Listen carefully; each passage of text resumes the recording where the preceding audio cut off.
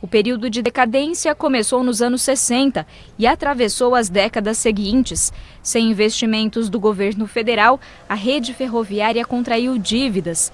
Já em meados dos anos 90, começou o processo de privatização.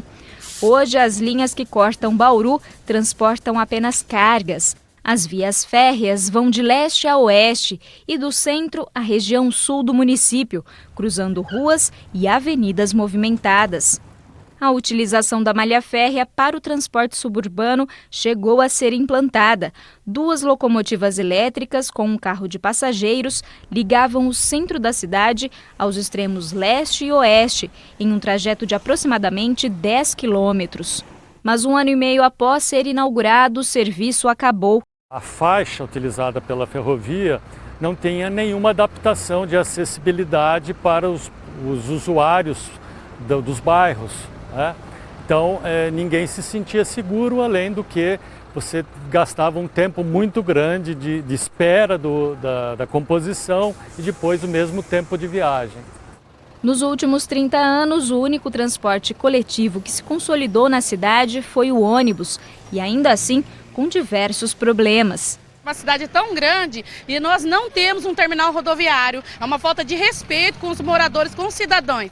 Faltam ônibus, faltam muito ônibus. Ônibus demora de 45, 50 minutos. Sábado, domingo e feriado, então eu nem saio de casa por isso.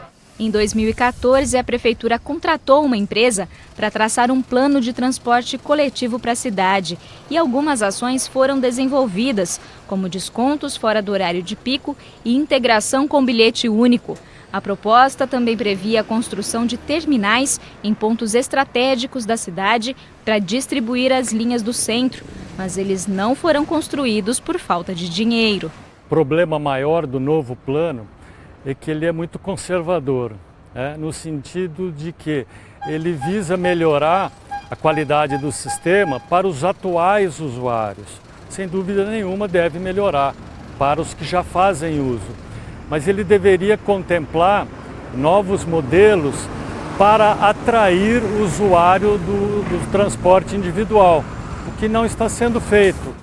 As ruas e avenidas lotadas em horário de pico são um reflexo da opção pelo transporte individual. A cidade conta hoje com uma frota de 265 mil veículos para 367 mil habitantes. Um cenário que, para ser modificado, depende tanto da mudança de hábitos da população quanto de incentivos do poder público. Uma proposta de implantação de um sistema integrado a partir do VLT, o veículo leve sobre trilhos, já chegou a ser indicada à prefeitura, mas também esbarrou na falta de verbas. O especialista acredita que a cidade ainda não comporta o sistema. É preciso que você tenha uma demanda em torno de 25 mil pessoas por hora, ao longo do corredor. E nós não temos essa demanda hoje. Então pode-se pensar no VLT em longo prazo. Enquanto isso, quem depende diariamente do transporte público para se deslocar sofre com a precariedade. É o caso da Célia. A empregada doméstica mora na zona oeste da cidade e trabalha no outro extremo. Todos os dias precisa pegar 2 ônibus, um para ir até o centro e outro até a zona leste da cidade. Com a proposta do VLT, a viagem seria mais rápida e sem troca de linhas. Seria interessante, né? É gostoso, porque é a alegria para a gente também, para ver que o trem está voltando a circular, né? Você passa lá no centro da cidade, você vê lá na estação, tudo aquilo parado virando sucata, pelo menos eles vão usar. A gente vai estar usando, né? Uma modalidade de transporte que poderia ajudar a desafogar o trânsito na cidade é a bicicleta, mas quem se arrisca encontra dificuldades. Lilian faz o trajeto de casa ao trabalho todos os dias. No trecho, ela percorre as ruas centrais em horários de tráfego intenso. Alguns lugares exigem mais cuidado, como no viaduto da Rua 13 de Maio. Mesmo com os obstáculos, ela insiste no uso da bicicleta por vários motivos. Primeira opção é economia de combustível, depois economia do planeta E prazer mesmo, a bicicleta causa um prazer muito grande, você tem momentos mágicos que você passa só quando você está com ela, você presta atenção no trânsito, na cidade, nos mínimos detalhes que quando você está dentro de um carro você não consegue observar e sentir mesmo.